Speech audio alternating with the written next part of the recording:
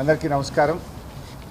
ముఖ్యంగా ఈరోజు రాష్ట్ర ప్రభుత్వం ప్రకటించినటువంటి జాబ్ క్యాలెండర్ ఒక జోక్ క్యాలెండర్గా మారిందని చెప్పొచ్చు. ఇట్స్ ఏ ట్రాష్, బక్వాస్. అంటే ఇవాళ రాష్ట్ర నిరుద్యోగ యువతను కాంగ్రెస్ పార్టీ దగా చేసింది, మోసపుచ్చింది. వాళ్ళు చెప్పింది ఏంటంటే ఆ రోజు మొదటి సంవత్సరమే మేము 2 లక్షల ఉద్యోగాలు ఇస్తాము అని చెప్పి అన్ని పత్రికల్లో ఫుల్ పేజ్ అడ్వర్టైజ్మెంట్లు ఇచ్చారు. వాళ్ళ ఏఐసిసి నాయకుడు రాహుల్ గాంధీ వచ్చి నాది గ్యారంటీ అని నమ్మబలికాడు. ఇంత స్పష్టంగా రాశారంటే 2 lakh appointments in the first year, మొదటి సంవత్సరంలోనే 2 లక్షల ప్రభుత్వ ఉద్యోగాలు ఇస్తామని చెప్పి గల్లీ నుంచి ఢిల్లీ దాకా నమ్మబలికారు. పత్రికల్లో అడ్వర్టైజ్మెంట్లు ఇచ్చారు. ఎలక్షన్ ప్రచారంలో ఊరూరికి చెప్పారు. నిరుద్యోగ యువతకు బస్సులు పెట్టి గ్రామాల్లో పంపించి ఊర్లలో ప్రచారం చేయించి ఓట్లు వేయించుకున్నారు. గద్దెనెక్కినాక ఇవాళ మాట మార్చిండ్రు. ఓడ దాటిదాకా ఓడ మల్లప్ప, ఓడ దాటినాక బోడ మల్లప్ప కథ ఉన్నది ఇవాళ రేవంత్ రెడ్డి కథ. ఇవాళ కాంగ్రెస్ పార్టీని రేవంత్ రెడ్డి గారు గత కొద్ది రోజులుగా నిరుద్యోగ యువత స్పష్టంగా అడుగుతూ వచ్చింది జాబ్ క్యాలెండర్ ఎప్పుడు అని. మొదటి క్యాబినెట్లోనే పెడతాం, జాబ్ క్యాలెండర్ ఇస్తాము అన్నారు. 8 నెలల తర్వాత ఊరిచ్చి 8 నెలల తర్వాత ఇవాళ జాబ్ క్యాలెండర్ ఇస్తే ఏమన్నా ఉన్నదా? ఏవి 2 లక్షల ఉద్యోగాలు? మీరు సంవత్సరంలోగా 2 లక్షల ఉద్యోగాలు అన్నారు. 8 నెలలు పోయింది, ఇక ఉన్నది 4 నెలలు. ఈ 4 నెలల్లో 2 లక్షల ఉద్యోగాలు ఎట్లా నింపుతారా అని ఎంతో ఆశతో నిరుద్యోగ యువత ఎదురు చూసింది. ఇందులో ఎంత జోక్ అంటే గవర్నమెంట్ అసెంబ్లీలో ఏదైనా స్టేట్మెంట్ ఇస్తే ఆ స్టేట్మెంట్ ఎవరు ఇచ్చారు? ముఖ్యమంత్రి గారు ఇచ్చారా? సంబంధిత మంత్రి ఇచ్చాడా? వాళ్ళ పేరు ఉంటుంది కింద. గవర్నమెంట్ స్టేట్మెంట్ అనేది అసెంబ్లీలో ఎప్పుడైనా పెట్టినప్పుడు ఆ స్టేట్మెంట్ ఎవరు చేస్తున్నారు? ప్రభుత్వం తరఫున ముఖ్యమంత్రి, మంత్రి గారా, ఎవరు చేస్తారనేది కింద పేరు, సంతకం ఉంటుంది. కానీ ఇదేంటంటే చిత్తు కాగితం లాగా ఒక తెల్ల పేపర్ మీద స్టేట్మెంట్ లాంటిది పెట్టి చర్చ లేకుండా ఫటాఫట్ ఉప ముఖ్యమంత్రి గారు చదివిండు. అరే మాకు మైక్ ఇవ్వండి అంటే సభలో నుంచి ఉప ముఖ్యమంత్రి గారు బయటకు వెళ్ళిపోయింది. అంటే ఎందుకు మీరు చర్చకు భయపడ్డరు? ఎందుకు శాసనసభలో పారిపోయినరు? అరే చర్చ చేయండి, మైక్ ఇవ్వండి అంటే దీని మీద చర్చించారట. ఇంతకంటే ప్రధానమైన అంశం రాష్ట్రంలో ఏముంటుంది? లక్షలాది మంది నిరుద్యోగ యువకుల కంటే ముఖ్యమైన అంశం అసెంబ్లీలో ఏముంటుంది? చర్చ చేయడానికి ముఖ్యమంత్రికి భయం ఎందుకు? చర్చ చేయడం అంటే ఈ ప్రభుత్వం ఎందుకు పారిపోయింది అని మేము అడుగుతా ఉన్నాం. మీరు చేసేది నిజమే అయితే, మీరు ఇచ్చిన మాట నిలబెట్టుకునేటోళ్ళు అయితే దమ్ముంటే మాట్లాడాలి కదా. మాట్లాడమంటే ఎందుకు పారిపోయినరు అని అడుగుతా ఉన్నాం. నిరుద్యోగ యువత గురించి మాట్లాడదామంటే దానం నాగేందర్కి మైక్ ఇచ్చి మమ్మల్ని తిట్టించే ప్రయత్నం చేస్తున్నారు. అంటే మీరు మోసం చేసింది కనుక, మీకు ముఖం లేదు కనుక, మాట్లాడడానికి విషయం లేదు కనుక దానం నాగేందర్తో మమ్మల్ని తిట్టించి సభను డైవర్ట్ చేసే ప్రయత్నం చేసింది. కానీ మిమ్మల్ని మేము వదిలిపెట్టాం. తప్పకుండా నిరుద్యోగ యువత పక్షాన బీఆర్ఎస్ పార్టీ పోరాడుతుంది, వాళ్ళకి అండగా నిలబడుతుందని చెప్పి తమ్ముళ్ళందరికీ కూడా నేను తెలియజేస్తా ఉన్నా. మీరు ఏం చెప్పిండ్రు ఆ రోజు జాబ్ క్యాలెండర్లో? మీ కాంగ్రెస్ పార్టీ మేనిఫెస్టో ఇది. ఈ మేనిఫెస్టోలో మీరు ఏం చెప్పారు? ఒక్కసారి చదివి వినిపిస్తా. మొదటి ఏడాదిలోనే 2 లక్షల ప్రభుత్వ ఉద్యోగాల భర్తీ బోగస్. మొదటి ఏడాదిలోనే SC, ST, BC, minority backlog పోస్టుల భర్తీ బక్వాస్. ప్రతి ఏడాది జూన్ 2 నాటికి అన్ని శాఖల్లో ఖాళీలతో జాబ్ క్యాలెండర్ ప్రకటించి సెప్టెంబర్ 17లోగా నియామకాల పూర్తి. ఆ విషయం ఏది ఇవాళ ప్రకటించిన జాబ్ క్యాలెండర్లో లేదు. నిరుద్యోగ యువతకు 4000 భృతి. ఏమైంది భృతి? ₹1 కూడా భృతి ఇచ్చింది లేదు. ఆ బడ్జెట్లో 1 పైసా దానికి కేటాయించిన పరిస్థితి లేదు. నేను సవాల్ విసురుతా ఉన్నా ముఖ్యమంత్రి గారికి, కాంగ్రెస్ మంత్రులకు. మీకు ధైర్యం ఉంటే, నిజాయితీ ఉంటే, మీరు నిరుద్యోగ యువతకు న్యాయం చేసినామనుకుంటే చలో రండి, అశోక్ నగర్ పోదాంపా. ఇప్పుడు గన్మెన్లు లేకుండా, సెక్యూరిటీ లేకుండా రండి, నేను వస్తా మీతో, పోదాం నిరుద్యోగ యువత దగ్గరికి. ఉస్మానియా యూనివర్సిటీ పోదాంపా అంటే రండి. ఏ మంత్రి వస్తాడో రండి, ముఖ్యమంత్రి గారు వస్తారా రండి. ఉస్మానియా యూనివర్సిటీకి పోదామా? సిటీ లైబ్రరీ, సెంట్రల్ లైబ్రరీకి పోదామా?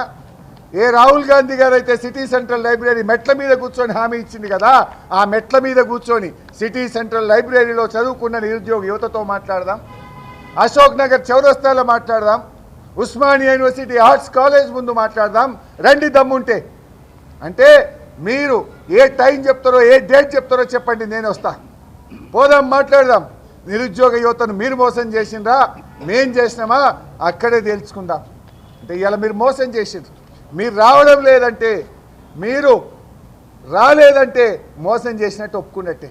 ఎందుకంటే మీకు ముఖం చెల్లక అక్కడికి వస్తే యువత నిలదీస్తుందని మీరు అశోక్ నగర్కో ఆర్ట్స్ కాలేజ్కో సిటీ సెంట్రల్ లైబ్రరీకి రావడానికి మీరు భయపడుతున్నారు.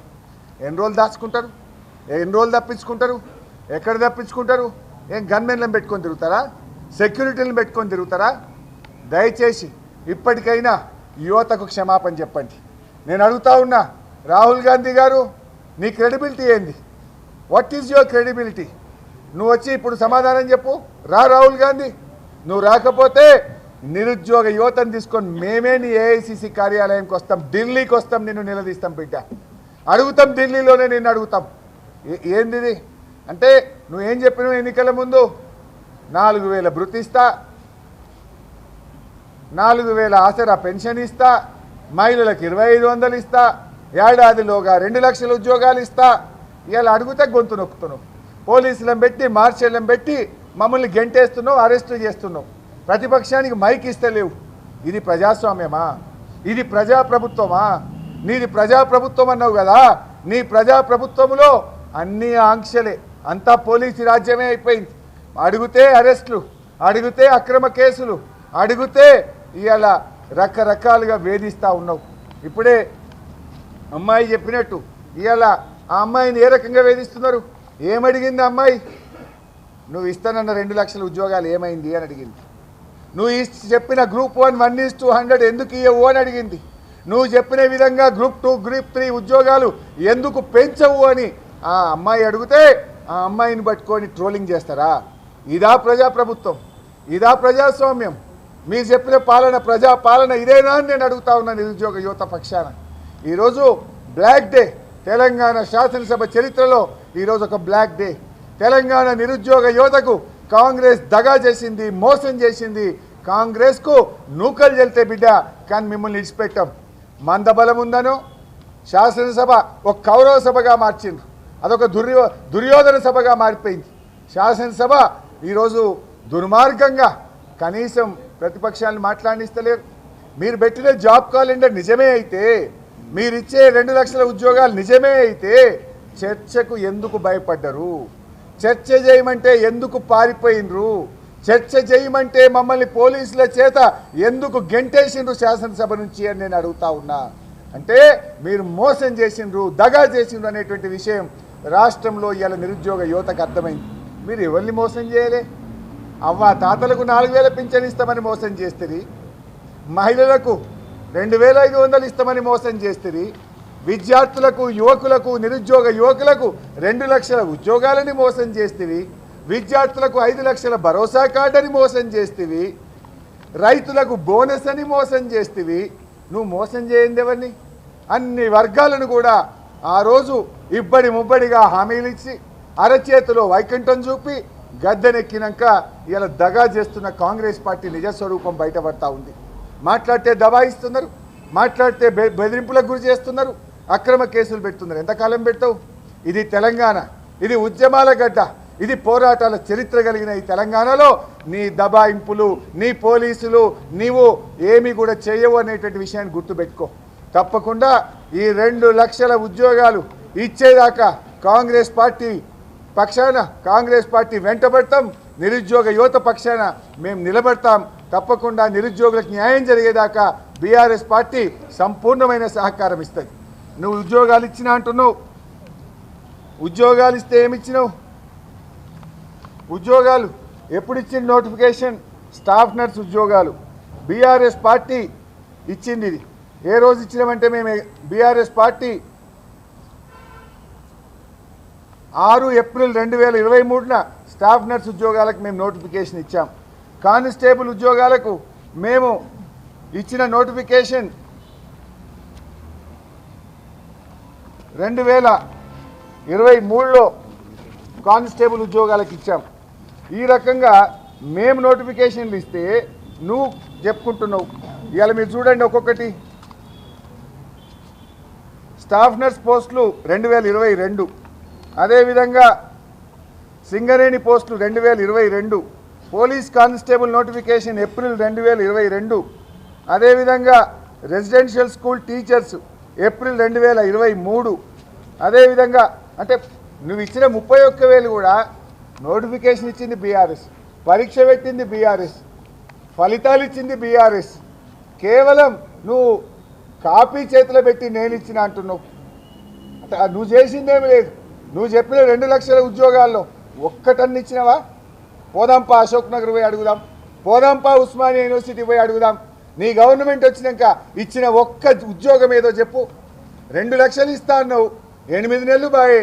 ఇవాళ తెల్లగాయుధం ఉత్తగాయుధం చేతిలో పెట్టివి, అసెంబ్లీకి వెళ్ళి పారిపోతివి. కానీ నువ్వు పారిపోయినా నిన్ను వదిలిపెట్టం. తప్పకుండా తెలంగాణ యువత, తెలంగాణ నిరుద్యోగులు అడుగడుగున కాంగ్రెస్ పార్టీ ఎమ్మెల్యేలను, మంత్రులను 2 లక్షల ఉద్యోగాలు వచ్చేదాకా నిలదీస్తూనే ఉంటారు. వారికి మా మద్దతు సంపూర్ణంగా ఉంటుందని తెలియజేస్తూ జై తెలంగాణ. జై తెలంగాణ.